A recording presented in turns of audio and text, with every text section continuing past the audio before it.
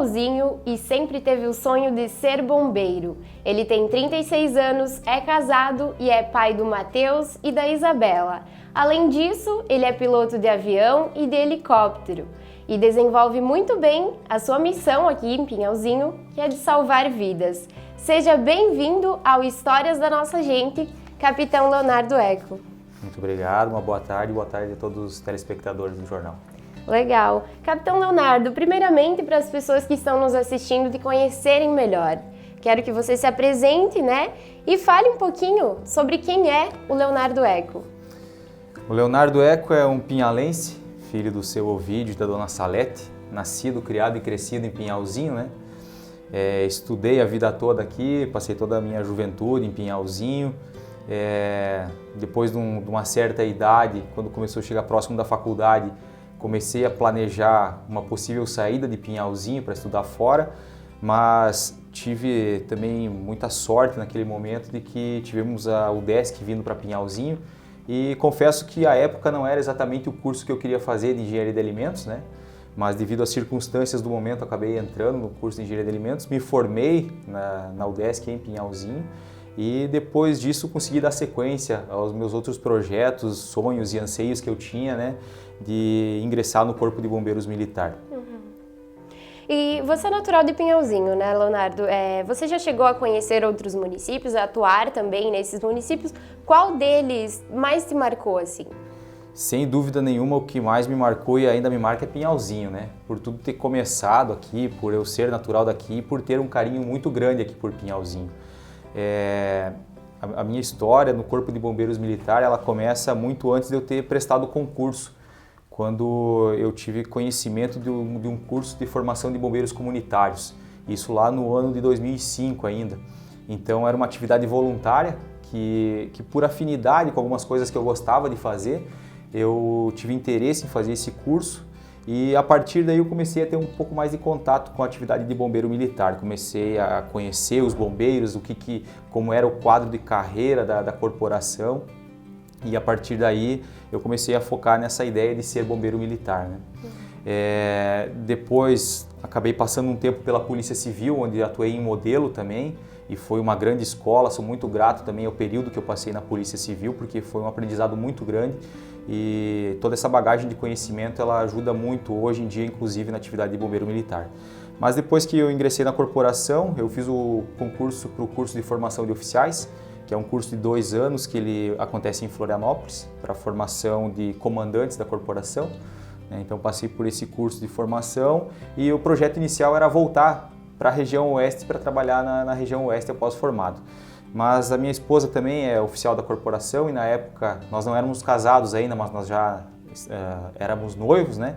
E ela resolveu ir para Florianópolis e aí mudamos o nosso planejamento. Optamos por ficar mais um período em Florianópolis, onde acabamos ficando 6 anos em Florianópolis. Foi também uma experiência muito positiva, passei por diversas funções lá na capital e também agregou muito conhecimento, muitas experiências positivas, né? E muitos desafios também que serviram de aprendizado. Mas depois de um tempo decidimos voltar para perto da família, para perto dos pais, avós, né? Já tínhamos o nosso primeiro filho e aí acabei vindo para Chapecó, onde atuei no batalhão de Chapecó, em algumas funções de comando e funções operacionais também. Passei um tempo na aviação em Chapecó, no aeroporto de Chapecó e fui movimentado para Pinhalzinho, após a desativação da base de aviação em Chapecó. E essa movimentação para Pinhalzinho ela não estava no meu planejamento, porque eu imaginava a minha carreira sempre em outros quartéis que não fossem Pinhalzinho, em virtude da carreira estar evoluindo e que a gente tem um tempo de vida em cada quartel, de acordo com a sua estrutura. E eu sabia que o meu tempo para eu assumir um comando do quartel de Pinhalzinho ele era muito curto, né? Mas essas movimentações acontecem dentro da corporação, então o capitão Brandão, que estava já há 5 anos em Pinhalzinho também, foi chamado para outra missão em Chapecó e abriu essa oportunidade de comandar Pinhalzinho. E quando o coronel Wilton, que era o nosso comandante de Chapecó, anunciou que eu viria para Pinhalzinho, eu fiquei muito feliz, muito satisfeito, né, por estar voltando para onde tudo começou e também sabia que era um grande desafio, né, porque aqui iria desenvolver as funções junto de muitos amigos, de muitos conhecidos, não só dentro como fora do quartel. e isso também traz uma carga de responsabilidade muito grande, né? Você conseguir conduzir e gerenciar toda essa estrutura do Corpo de Bombeiros Militar, trabalhando com pessoas que são muito próximas, e às vezes você tem que fazer algumas cobranças, algumas exigências, tanto dentro do quartel quanto nas nossas atividades de fiscalização externas, né? Mas eu sempre tive assim, muita convicção de que o que eu deveria fazer era a coisa certa, independente dos vínculos, né, que se tinha, e tenho conseguido gerenciar de uma maneira muito tranquila todos esses cenários. A tropa que eu trabalho aqui é fantástica, né? São pessoas diferenciadas que fazem com que tudo aconteça, né? A função do comandante, ela é dar um rumo para o processo, mas quem de fato executa é quem está na ponta, né? E a gente dá o suporte, dá o escudo para que as coisas aconteçam. Então, graças a esse efetivo diferenciado que nós temos aqui também, é que as coisas ficam muito mais fáceis para acontecer. A comunidade, que é muito participativa em Pinhalzinho também, sempre colaborou desde a implantação do bombeiro voluntário aqui em Pinhalzinho, lá em 95, e até hoje se mantém muito participativa nas nossas demandas, né? Os governos municipais, Poder Legislativo, Poder Judiciário. Então, é uma construção de uma série de esforços que fazem com que a gente consiga ter esse serviço de excelência hoje prestado em Pinhalzinho. Então, de fato, aqui é uma experiência que ainda me marca muito, né? E com certeza vou levar isso pro resto da carreira, né? Tá certo. Leonardo, me conta um pouco da sua atuação ao longo desses 36 anos e o que você esteve desenvolvendo, né, detalhadamente nesse período, assim, como que você avalia esse crescimento pessoal e também profissional? Desde a infância? Desde a infância. Acredito muito assim que tudo que a gente conquista é graças a toda uma série de fatores que existem no nosso entorno, e o principal fator que leva a isso é uma base familiar muito bem constituída, né? Então eu sou muito grato e devo tudo isso com certeza aos meus pais, que sempre me exigiram muito desde a época da escola, desde a época que o pai tinha um açougue, que nós tínhamos que trabalhar com ele aos finais de semana. A mãe era secretária executiva na associação comercial e nós tínhamos que ajudar ela nas demandas da associação comercial, né? E isso foi criando um senso de responsabilidade muito grande, não só em mim, como nos meus irmãos também, né?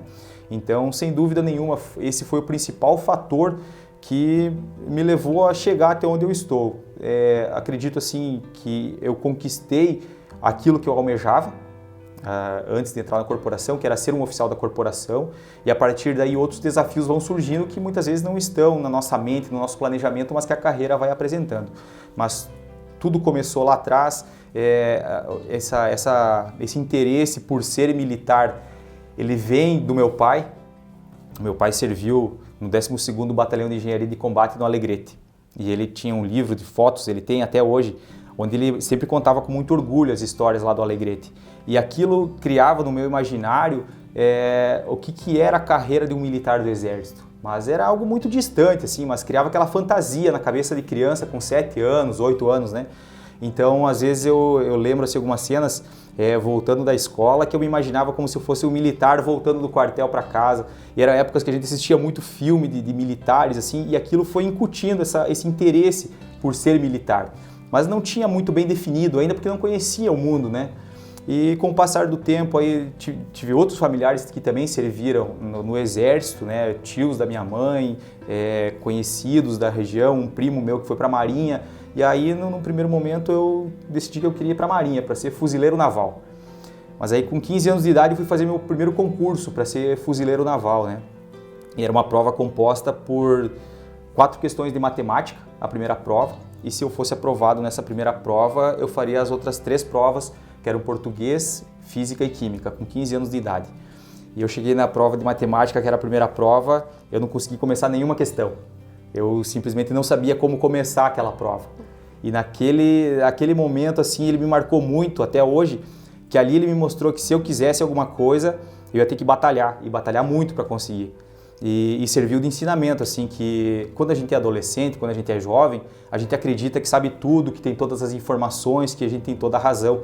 E naqueles 15 anos de idade era mais ou menos essa mentalidade. E aí quando veio a primeira pancada na cabeça, aí eu tive que colocar os pés no chão e opa, vou ter que estudar, vou ter que me dedicar, vou ter que nortear a minha vida para seguir. Se eu quero ingressar em alguma dessas carreiras, eu vou ter que me dedicar bastante e estudar muito mais do que eu estudava, né? A mãe sempre cobrava muito para tirar 10, tinha que tirar 10 em todas as disciplinas, né? Quando tirava 9,5 já era cobrado. E eu via que aquilo ali para aquilo que eu queria não era o suficiente, eu ia ter que ir além daquilo, né? Então ali foi o primeiro momento assim que foi determinante para que eu conquistasse esse rumo, né? E a partir daí eu fui balizando a vida, querendo ser militar, mas com muitas portas fechadas, né? Era tudo muito longe, muito distante, muito difícil, mas aquilo dentro de mim sempre me marcava muito. Tanto que muitas atividades que eu acabava desenvolvendo com os meus amigos, elas tinham alguma vinculação com atividades militares, né? Fazíamos rapel no final de semana, trilha, acampamento, e tudo sempre com um espírito militar. Então isso tudo foi balizando para que eu chegasse até aqui hoje, né? Mas com certeza eu devo muito assim à minha família, que sempre esteve presente, orientando e cobrando principalmente, né? E também a toda a minha convivência, assim, as pessoas com que a gente convive diariamente. Eu acho que Pinhalzinho tem muitas pessoas que são exemplo, né, para os jovens, para toda uma geração. Como eu estava dentro da associação comercial ajudando a minha mãe, eu tinha muito contato com muito empresário.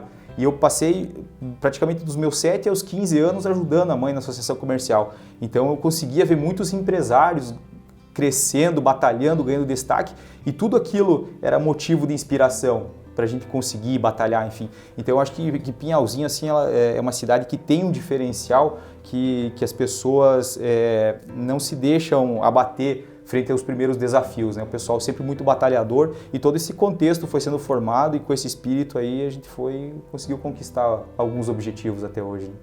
E a partir da tua adolescência, Leonardo, quando iniciou a trajetória profissional, já na vida adulta, qual que foi o momento que mais te marcou? Dentro do Corpo de Bombeiros Militar? Já na tua trajetória profissional, né? Na minha trajetória profissional. É muito difícil descrever um evento assim que tenha marcado muito. Mas eu acredito que os primeiros eventos que eu vivenciei como bombeiro comunitário ainda foram os que mais me marcaram, né? Foi uma ocorrência que nós atendemos em frente a Serpil, um acidente com óbito de alguns jovens que estavam vindo do litoral, retornando de férias. Aquilo ali me marcou muito, aqueles episódios, né? E outro atendimento também que marcou muito foi uma noite que nós fomos atender ainda como bombeiro comunitário aqui em Pinhalzinho, atender uma briga de família, onde tinha um senhor que era catador de lixo, e ele estava numa situação muito difícil, né? E desesperado, 1 da manhã, com problema em casa, assim. Então, tudo isso foi marcando e a gente começa a se aperceber do valor das ações que a gente está prestando, que às vezes para nós parece uma coisa simples e corriqueira, mas para a pessoa que está precisando é um grande diferencial, né? E depois, dentro da corporação, eu não tenho como destacar assim, um momento que foi mais importante que o outro, porque todos foram importantes, todos foram conquistas muito gratificantes para mim, né? Então, ocorrências que a gente atende, conhecidos, pessoas que a gente ajuda, né? Esse reconhecimento que a sociedade tem com a corporação, tudo isso são momentos muito gratificantes e muito marcantes para nós, né? E teve algum momento que você precisou tomar uma decisão difícil, que você considera que foi muito difícil de tomar a decisão? Teve vários momentos, né? Porque dessa minha decisão por entrar na carreira de oficial da corporação até eu de fato entrar, isso transcorreram praticamente 6 anos. Então, nesse meio tempo, muita coisa aconteceu. Eu estava na faculdade, né?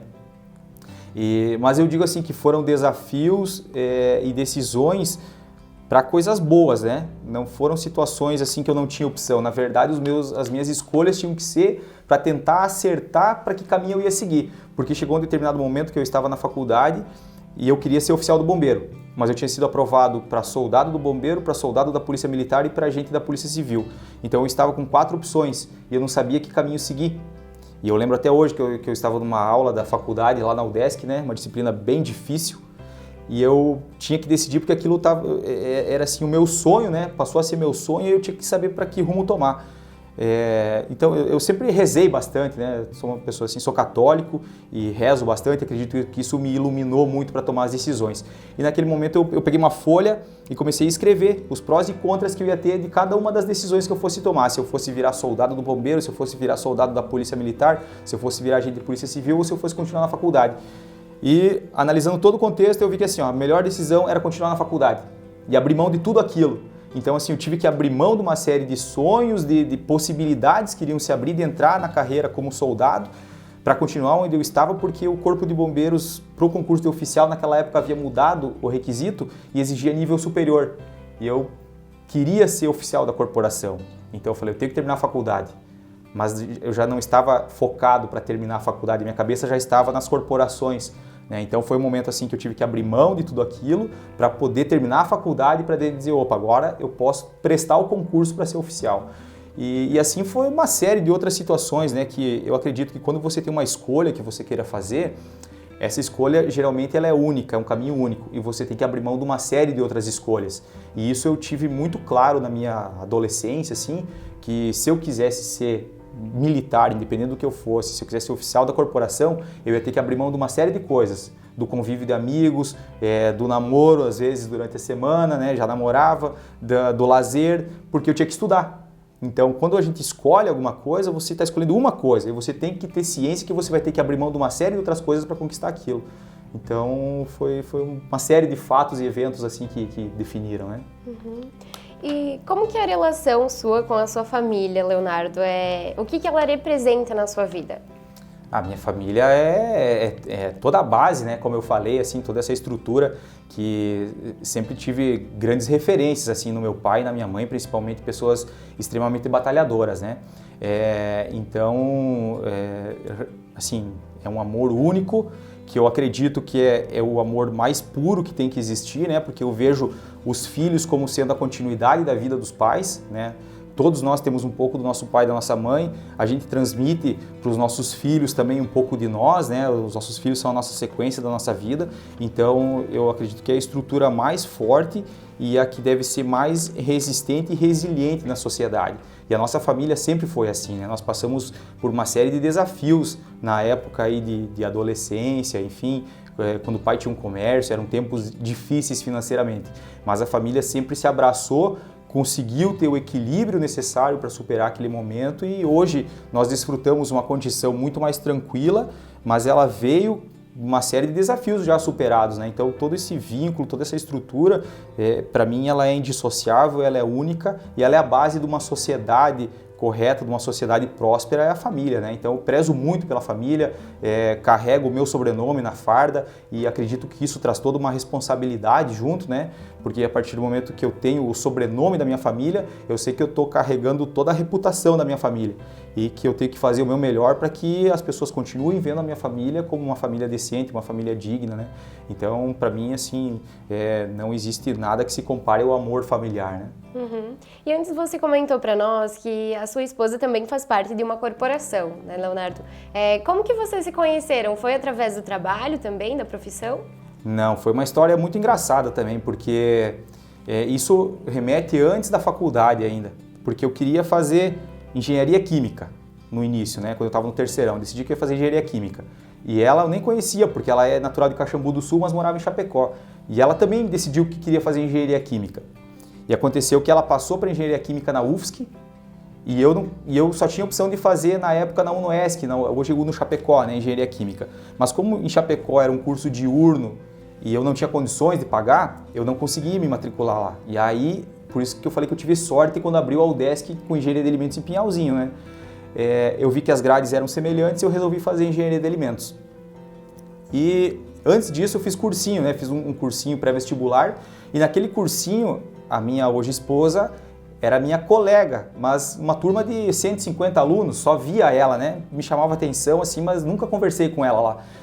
E aí, quando decidi que não ia fazer engenharia química, que iria fazer engenharia de alimentos em Pinhalzinho, no primeiro dia de aula estava lá, a minha hoje esposa, né? Então, foi muito marcante, né? Porque a gente construiu toda uma história junto depois disso. E hoje ela, aí durante a faculdade, ela não tinha essa vinculação com a corporação, né? Eu que resolvi fazer o concurso para oficial do Corpo de Bombeiros e ela tinha vindo morar em Pinhalzinho. E aí foi muito engraçado, porque chegou um dia eu falei para ela assim, ó, eu vou fazer o concurso para oficial do Corpo de Bombeiros. E aí ela falou assim, tá, mas tu vai me deixar sozinha aqui em Pinhalzinho? Aí eu falei, mas é o que eu quero fazer, né? Porque a gente quer ficar junto, mas eu acho que é muito mais importante, primeiro, a gente conseguir construir o nosso futuro e depois, se for possível, a gente fica junto. né? Aí teve todo aquele drama, né, de casal recém-formado, mas aí ela chegou uma noite e falou assim, ó, eu vou fazer esse concurso também contigo. Então, que legal, então vamos estudar junto, vamos nos preparar junto, que a gente vamos ver o que vai dar, né? Um concurso difícil, isso lá em 2006. E aconteceu que naquele concurso, ela foi aprovada e eu não fui. E ali também foi outro momento de bastante, assim, frustração para mim, né? Porque eu queria passar e ela acabou passando. Mas fiquei feliz pela conquista dela, incentivei ela, eu sabia que seria difícil, assim, a gente manter o relacionamento, porque eu tinha que continuar na faculdade e ela ia para Florianópolis passar no curso de formação de oficiais, que eram de 3 anos naquela época.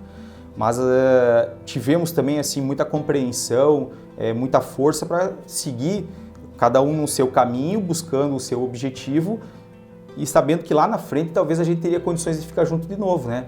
Mas nunca nos separamos, continuamos namorando à distância, passaram esses 3 anos e ela acabou se formando em 2009, veio trabalhar em Chapecó. Depois eu, final de 2009, fui para a Polícia Civil fazer o curso na Cadepol em Florianópolis, voltei para trabalhar em modelo e depois fui para o curso de formação de oficiais em 2010. Então nós passamos aí 4 anos praticamente à distância, né? E hoje estamos há 17 anos juntos já, com 2 filhos.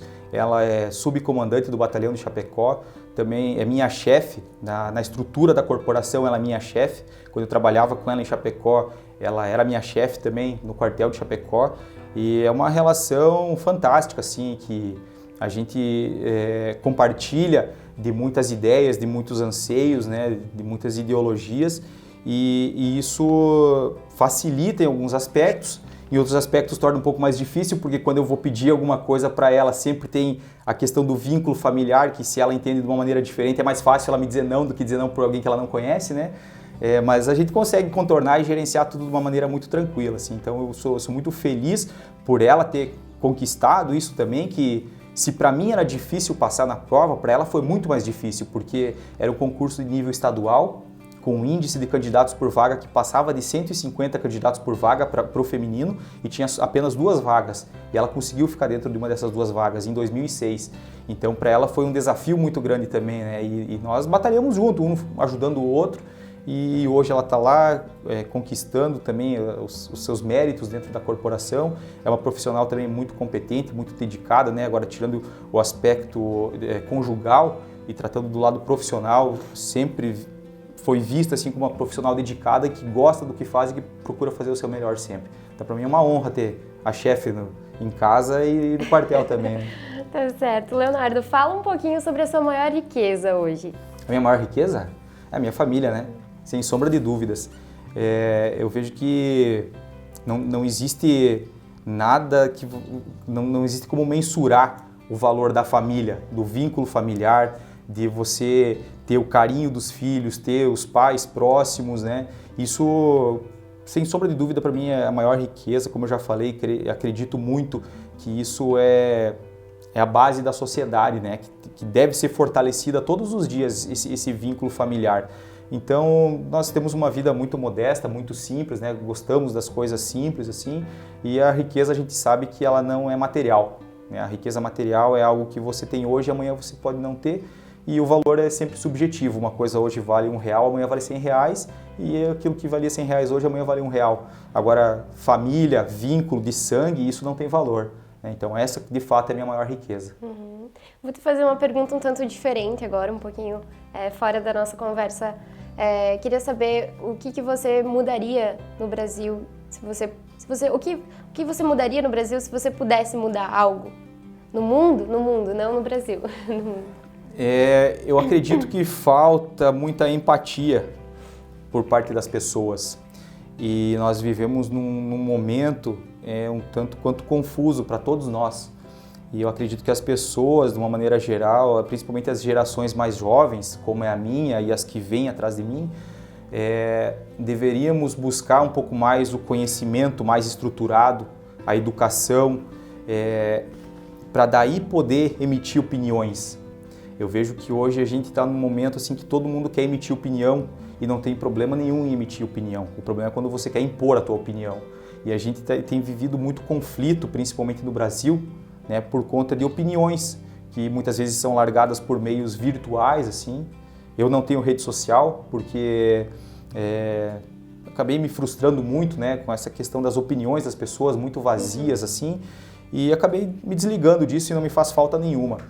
Só que eu vejo que muitas pessoas muito ligadas nisso, em questões virtuais, acabam se desligando daquilo que é essencial, acabam olhando para a tela do celular ao invés de olhar para a família, e ali brigam, ali discutem, ali veem coisas que não são verdadeiras, e ali tomam atitudes e vivemos um momento assim que é um conflito social muito grande e latente dentro da sociedade.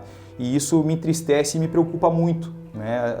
A falta de foco que nós estamos tendo hoje, de uma maneira geral, e principalmente as gerações mais jovens, que ao invés de se aconselharem com os idosos, com as pessoas que têm mais experiência, estamos desprezando esse conhecimento e achando que nós temos toda a razão, que na verdade sempre foi assim na história, os jovens sempre quiseram mudar o mundo, né?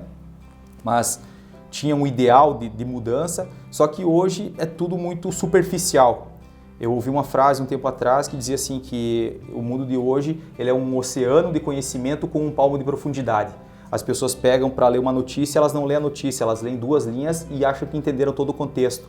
Ao invés de ler um livro, um conhecimento estruturado, refletir, não, é tudo muito superficial, forma-se uma opinião e forma-se um conflito. Então, se eu pudesse mudar alguma coisa, eu gostaria que as pessoas buscassem mais o conhecimento estruturado, profundo e real e pudessem emitir suas opiniões, mas sem querer impor, sem querer brigar por conta de opinião. E o que você pensa sobre o futuro, Leonardo? Como que você se imagina daqui a uns 10 anos? Olha, eu acho que é a nossa obrigação ter um planejamento para o futuro, né? Dentro da corporação, todos nós temos um planejamento para o futuro. Eu, particularmente, tenho o meu planejamento de vida, mas eu não vivo com a cabeça no futuro. Eu vivo com a cabeça agora, né? Buscando viver de acordo com as experiências do passado, para que me ensinem no que eu faço agora, mas sem ficar criando expectativa com a aposentadoria, com daqui 10 anos, com daqui 20 anos. Eu busco conduzir o momento aqui e agora. Daqui a 10 anos, muito possivelmente eu estarei ainda dentro da corporação, não sei aonde, porque a nossa carreira ela é muito dinâmica. Hoje eu estou em Pinhalzinho, daqui a pouco vou estar em Chapecó, Xanxerê, Florianópolis, enfim, né? Então, acredito que estarei dentro da corporação, se Deus me der saúde e energia para continuar, eu vou continuar trabalhando até quando eu tiver condições, né? Porque eu amo de fato a corporação, mas o que eu me imagino para daqui a 10 anos é de fato estando perto das pessoas que eu gosto, né? Da família, dos amigos, e todo outro contexto eu aprendi a gerenciar.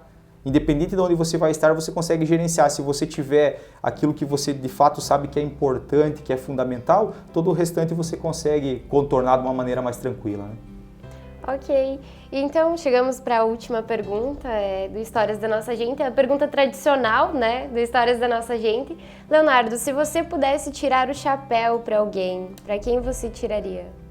Eu tiraria para o meu pai, para minha mãe, com certeza.